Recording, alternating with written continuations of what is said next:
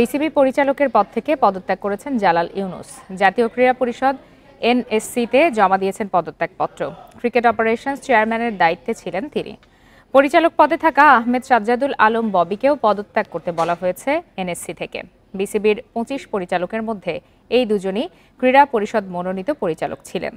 প্রিয় নম্বর সেট করে বিকাশে সেন্ড মানি করুন ফ্রি।